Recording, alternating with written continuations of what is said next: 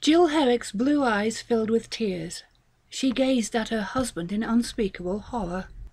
You're hideous," she wailed. Lester Herrick continued working, arranging heaps of notes and graphs in precise piles. "Hideous," he stated, "is a value judgment. It contains no factual information." He sent a report tape on Centauran parasitic life whizzing through the desk scanner. "Merely an opinion, an expression of emotion, nothing more." Jill stumbled back to the kitchen. Listlessly she waved her hand to trip the stove into activity. Conveyor belts in the wall hummed to life, hurrying food from the underground storage lockers for the evening meal. She turned to face her husband one last time. "Not even for a little while?" she begged. "Not even?" "Not even for a month. When he comes you can tell him. If you haven't the courage, I'll do it. I can't have a child running around here. I have too much work to do. This report on Betelgeuse 11 is due in 10 days. Lester dropped a spool on Fomalhaut fossil implements into the scanner. "What's the matter with your brother? Why can't he take care of his own child?" Jill dabbed at swollen eyes. "Don't you understand? I want Gus here.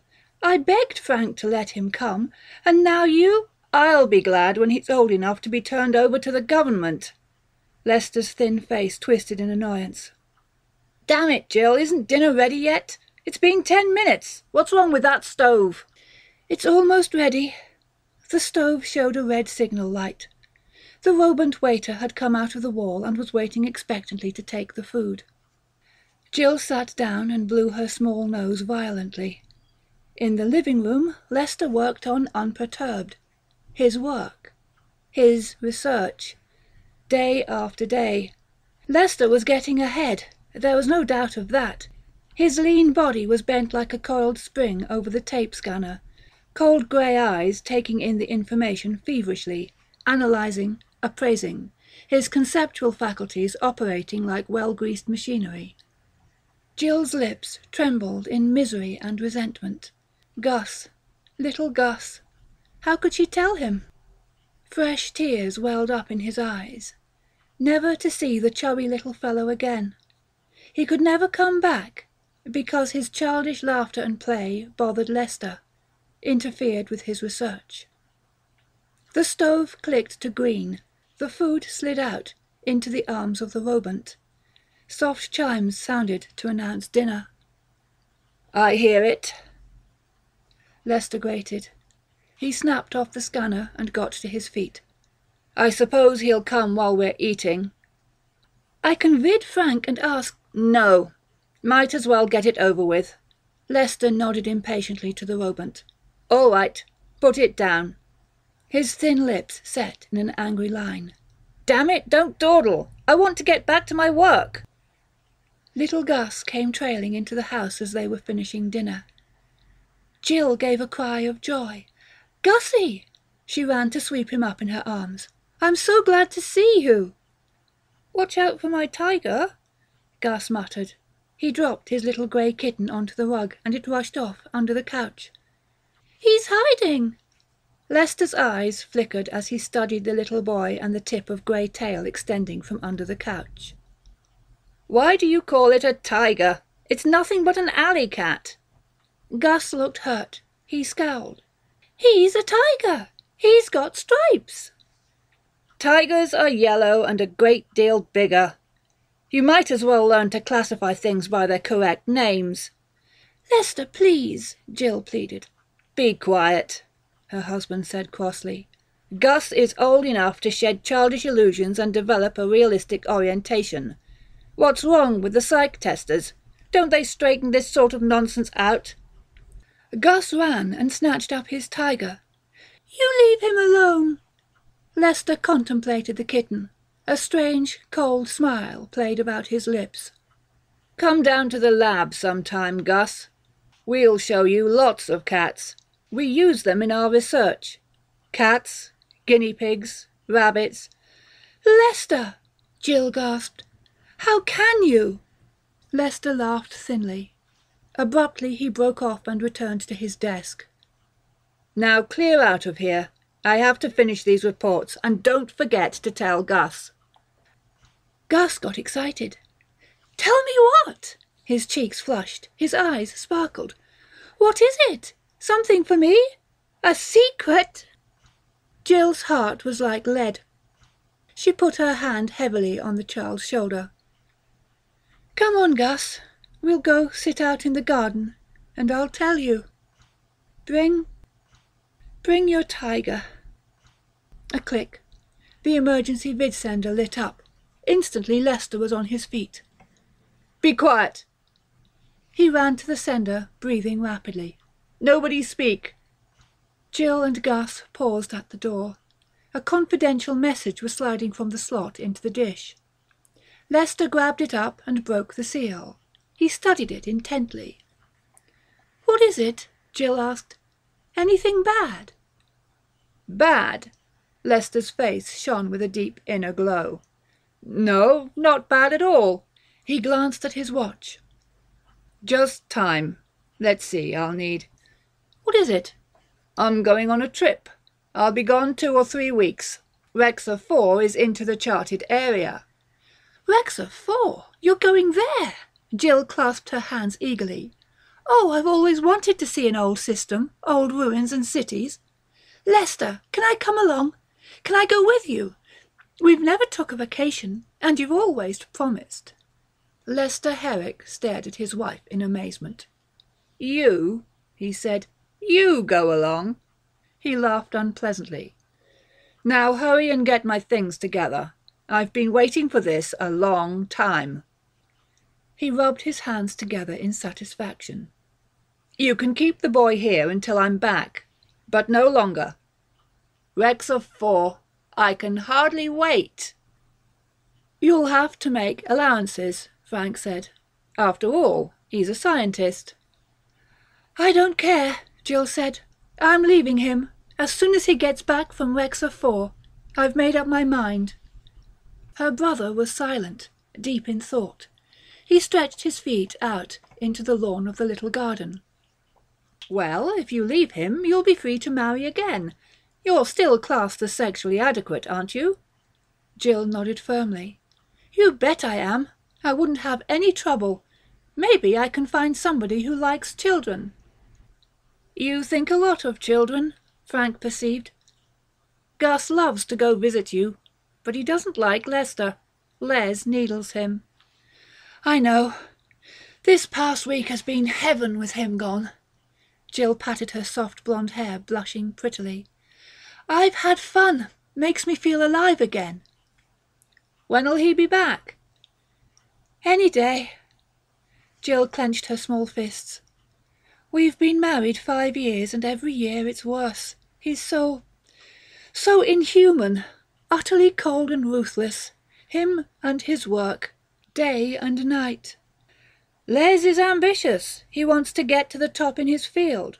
Frank lit a cigarette lazily. "A pusher. Well, maybe he'll do it. What's he in?" "Toxicology. He works out new poisons for military. He invented the copper sulfate skin lime they used against Callisto." "It's a small field. Now take me." Frank leaned contentedly against the wall of the house. "There are thousands of clearance lawyers. I could work for years and never create a ripple. I'm content just to be. I do my job. I enjoy it." "I wish Lester felt that way." "Maybe he'll change." "He'll never change," Jill said bitterly. "I know that now. That's why I've made up my mind to leave him. He'll always be the same." Lester Herrick came back from Rexor 4 a different man. Beaming happily, he deposited his anti-grav suitcase in the arms of the waiting Robant. "Thank you," he smiled. "Thank you." Jill gasped speechlessly. "Les, what?" Lester removed his hat, bowing a little. "Good day, my dear. You're looking lovely. Your eyes are clear and blue, sparkling like some virgin lake, fed by mountain streams," he sniffed. Do I smell a delicious repast warming on the hearth?" "Oh, Lester!"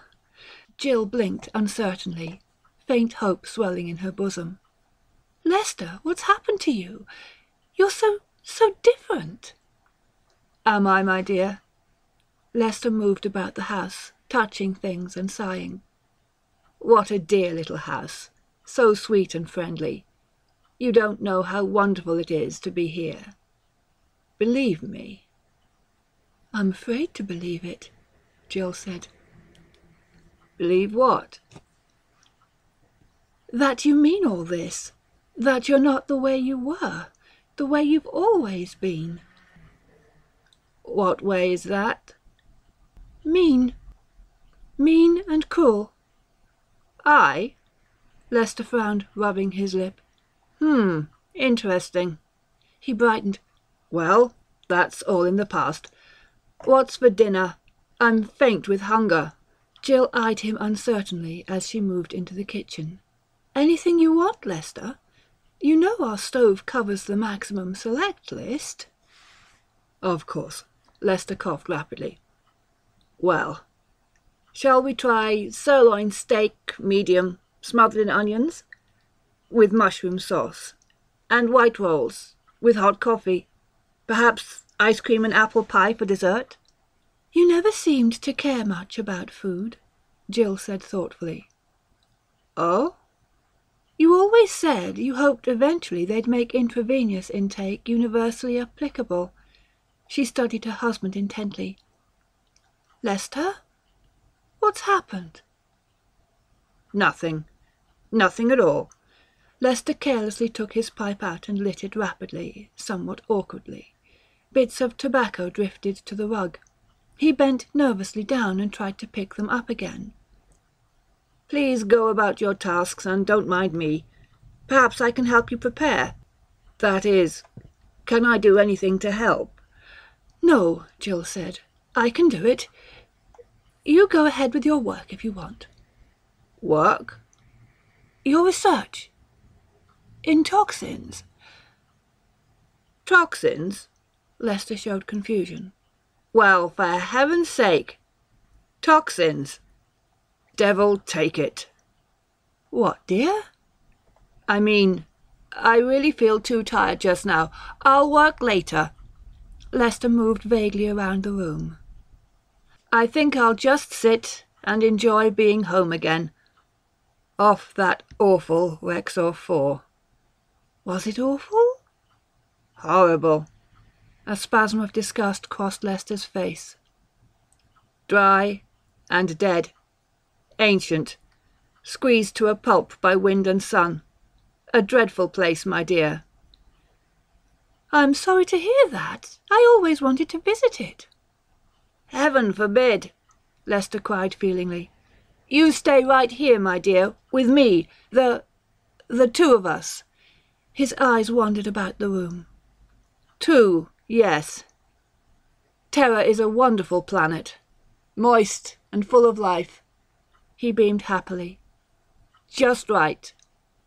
"I don't understand it," Jill said. "Repeat all the things you remember," Frank said. His robot pencil poised itself alertly. "The changes you've noticed in him. I'm curious." "Why?" "No reason. Go on. You say you sensed it right away? That he was different?" "I noticed it at once. The expression on his face. Not that hard, practical look. A sort of mellow look. Relaxed. Tolerant. A sort of calmness." "I see," Frank said. "What else?" Jill peered nervously through the back door into the house. "He can't hear us, can he?" "No. He's inside playing with Gus. In the living room. They're Venusian otter men today. Your husband built an otter slide down at his lab. I saw him unwrapping it." "His talk?" "His what?" "The way he talks. His choice of words. Words he never used before. Whole new phrases. Metaphors. I never heard him use a metaphor in all our 5 years together. He said metaphors were inexact, misleading, and—" "And what?" The pencil scratched busily. And they're strange words, old words, words you don't hear any more." "Archaic phraseology?" Frank asked tensely. "Yes." Jill paced back and forth across the small lawn, her hands in the pockets of her plastic shorts. "Formal words, like something out of a book?" "Exactly. You've noticed it?" "I noticed it." Frank's face was grim. "Go on." Jill stopped pacing. "What's on your mind? Do you have a theory?" "I want to know more facts." She reflected. "He plays. With Gus. He plays and jokes. And he eats." "Didn't he eat before?" "Not like he does now. Now he loves food. He goes in the kitchen and tries endless combinations. He and the stove get together and cook up all sorts of weird things." "I thought he'd put on weight." "He's gained 10 pounds. He eats, smiles, and laughs. He's constantly polite." Jill glanced away coyly. "He's even romantic. He always said that was irrational. And he's not interested in his work, his research in toxins." "I see." Frank chewed his lip. "Anything more?" "One thing puzzles me very much. I've noticed it again and again." "What is it?" "He seems to have strange lapses of—" A burst of laughter. Lester Herrick, eyes bright with merriment, came rushing out of the house, little Gus behind. "We have an announcement," Lester cried. "An announcement," Gus echoed. Frank folded his notes up and slid them into his coat pocket. The pencil hurried after them. He got slowly to his feet. "What is it?" "You make it," Lester said, taking little Gus's hand and leading him forward. Gus's plump face screwed up in concentration. "I'm going to come live with you," he stated. Anxiously he watched Jill's expression. "Lester says I can. Can I? Can I, Aunt Jill?" Her heart flooded with incredible joy. She glanced from Gus to Lester. Do you really mean it?" Her voice was almost inaudible. Lester put his arm around her, holding her close to him. "Of course we mean it," he said gently. His eyes were warm and understanding. "We wouldn't tease you, my dear." "No teasing!" Gus shouted excitedly. "No more teasing!" He and Lester and Jill grew close together. "Never again!" Frank stood a little way off, his face grim. Jill noticed him and broke away abruptly. "What is it?" she faltered. "Is anything—" "When you're quite finished," Frank said to Lester Herrick, "I'd like you to come with me." A chill clutched Jill's heart. "What is it? Can I come too?" Frank shook his head. He moved toward Lester ominously. "Come on, Herrick, let's go. You and I are going to take a little trip." The 3 federal clearance agents took up positions a few feet from Lester Herrick, vibrotubes gripped alertly. Clearance Director Douglas studied Herrick for a long time. "You're sure?" he said finally. "Absolutely," Frank stated. "When did he get back from Rexor 4? "A week ago." "And the change was noticeable at once?" "His wife noticed it as soon as she saw him." "There's no doubt it occurred on Rexor." Frank paused significantly. "And you know what that means." "I know." Douglas walked slowly around the seated man, examining him from every angle. Lester Herrick sat quietly, his coat neatly folded across his knee. He rested his hands on his ivory-topped cane, his face calm and expressionless.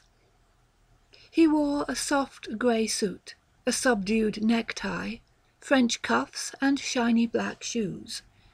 He said nothing. "Their methods are simple and exact," Douglas said. "The original psychic contents are removed and stored in some sort of suspension. The injection of the substitute contents is instantaneous.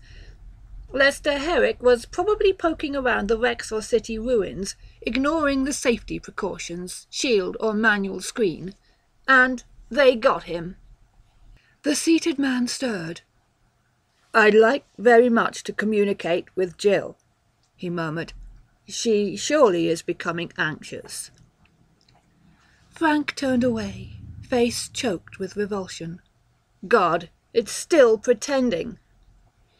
Director Douglas restrained himself with the greatest effort. It's certainly an amazing thing. No physical changes. You could look at it and never know. He moved toward the seated man, his face hard. Listen to me, whatever you call yourself. Can you understand what I say?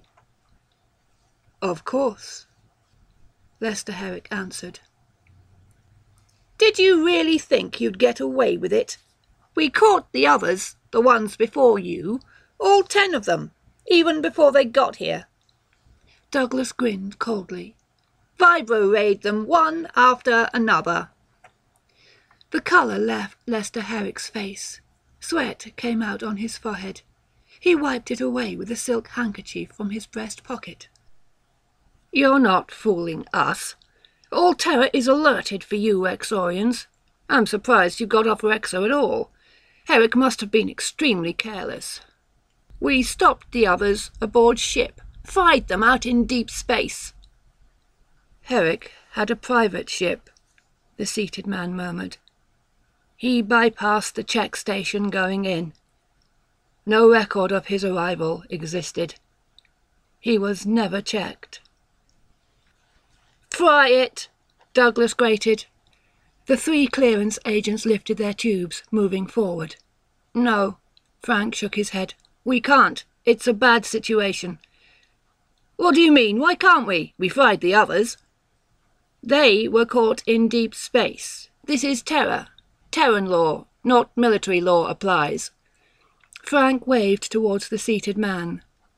And it's in a human body. It comes under regular civil laws. We've got to prove it's not Lester Herrick, that it's a Rexorian infiltrator. It's going to be tough, but it can be done. How? His wife, Herrick's wife, her testimony. Jill Herrick can assert the difference between Lester Herrick and this thing. She knows, and I think we can make it stand up in court. It was late afternoon. Frank drove his surface cruiser slowly along. Neither he nor Jill spoke. So that's it, Jill said at last. Her face was grey, her eyes dry and bright, without emotion. I knew it was too good to be true. She tried to smile. It seemed so wonderful. I know, Frank said. It's a terrible damn thing. If only. Why? Jill said. Why did it do this? Why did it take Lester's body? Rexor 4 is old, dead, a dying planet. Life is dying out. I remember now. It said something like that. Something about Rexor, that it was glad to get away. The Rexorians are an old race. The few that remain are feeble. They've been trying to migrate for centuries, but their bodies are too weak. Some tried to migrate to Venus, and died instantly. They worked out this system about a century ago. But it knows so much. About us. It speaks our language. Not quite. The changes you mentioned, the odd diction. You see, the Rexorians have only a vague knowledge of human beings, a sort of ideal abstraction taken from Terran objects that have found their way to Rexor. Books, mostly. Secondary data like that. The Rexorian idea of terror is based on centuries-old Terran literature, romantic novels from the past, language, custom, manners from our old Terran books. That accounts for the strange archaic quality to it. It has studied terror, all right, but in an indirect and misleading way. Frank grinned wryly. The Rexorians are 200 years behind the times, which is a break for us. That's how we're able to detect them. Is this sort of thing common? Does it happen often? It seems unbelievable. Jill rubbed her forehead wearily. Dreamlike. It's hard to realise that it actually happened. I'm just beginning to understand what it means. The galaxy is full of alien life forms, parasitic and destructive entities. Terran ethics don't extend to them. We have to guard constantly against this sort of thing. Lester went in unsuspectingly, and this thing ousted him and took over his body. Frank glanced at his sister. Jill's face was expressionless. A stern little face. Wide-eyed but composed, she sat up straight, staring fixedly ahead, her small hands folded quietly in her lap. "We can arrange it so you won't have to actually appear in court," Frank went on. "You can vid a statement and it'll be presented as evidence. I'm certain your statement will do it. The federal courts will help us all they can, but they have to have some evidence to go on." Jill was silent. "What do you say?" Frank asked. "What happens after the court makes its decision?"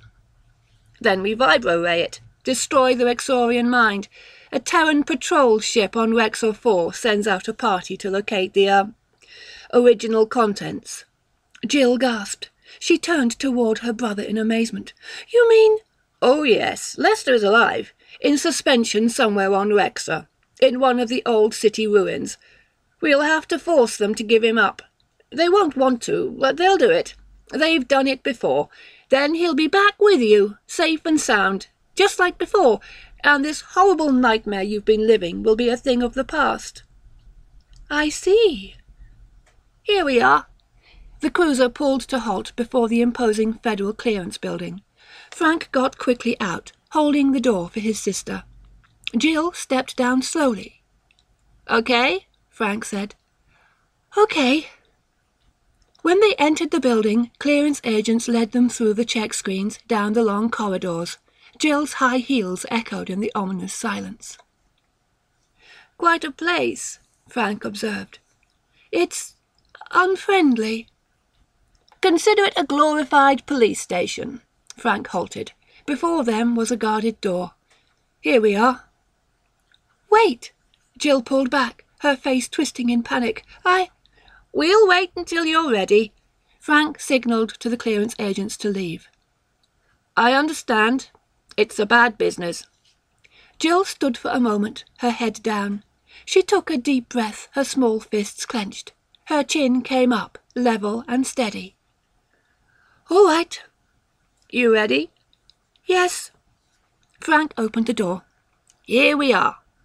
Director Douglas and the 3 clearance agents turned expectantly as Jill and Frank entered. "Good," Douglas murmured with relief. "I was beginning to get worried."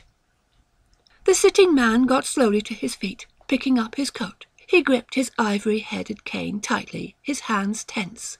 He said nothing. He watched silently as the woman entered the room, Frank behind her. "This is Mrs. Herrick," Frank said. "Jill, this is Clearance Director Douglas." "I've heard of you," Jill said faintly. "Then you know our work?"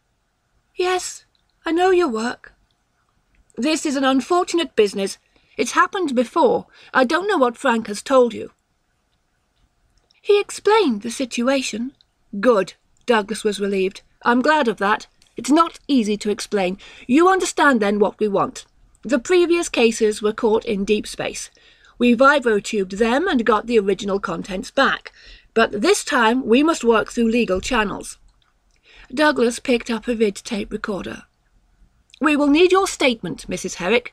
Since no physical change has occurred, we'll have no direct evidence to make our case. We'll have only your testimony of character alteration to present to the court." He held the vid-tape recorder out. Jill took it slowly. "Your statement will undoubtedly be accepted by the court. The court will give us the release we want, and then we can go ahead. If everything goes correctly, we hope to be able to set up things exactly as they were before." Jill was gazing silently at the man standing in the corner with his coat and ivory-headed cane. "Before?" she said. "What do you mean?" "Before the change." Jill turned towards Director Douglas. Calmly, she laid the vid-tape recorder down on the table. "What change are you talking about?" Douglas paled. He licked his lips. All eyes in the room were on Jill. "The change in him!" He pointed at the man. "Jill!" Frank barked. "What's the matter with you?" He came quickly toward her. "What the hell are you doing? You know damn well what change we mean." "That's odd," Jill said thoughtfully. "I haven't noticed any change." Frank and Director Douglas looked at each other. "I don't get it," Frank muttered, dazed. "Mrs. Herrick," Douglas began. Jill walked over to the man standing quietly in the corner. "Can we go now, dear?" she asked. She took his arm. "Or is there some reason why my husband has to stay here?" The man and woman walked silently along the dark street. "Come on," Jill said. "Let's go home." The man glanced at her. "It's a nice afternoon," he said. He took a deep breath, filling his lungs. "Spring is coming, I think. Isn't it?" Jill nodded. "I wasn't sure. It's a nice smell. Plants and soil and growing things." "Yes." "Are we going to walk? Is it far?" "Not too far." The man gazed at her intently, a serious expression on his face. "I am very indebted to you, my dear," he said. Jill nodded. "I wish to thank you. I must admit I did not expect such a—" Jill turned abruptly. "What is your name? Your real name?" The man's grey eyes flickered. He smiled a little, a kind, gentle smile. "I'm afraid you would not be able to pronounce it. The sounds cannot be formed." Jill was silent as they walked along, deep in thought. The city lights were coming on all around them, bright yellow spots in the gloom. "What are you thinking?" the man asked. "I was thinking perhaps I will still call you Lester," Jill said. "If you don't mind." "I don't mind," the man said. He put his arm around her, drawing her close to him. He gazed down tenderly as they walked through the thickening darkness, between the yellow candles of light that marked the way. "Anything you wish. Whatever will make you happy."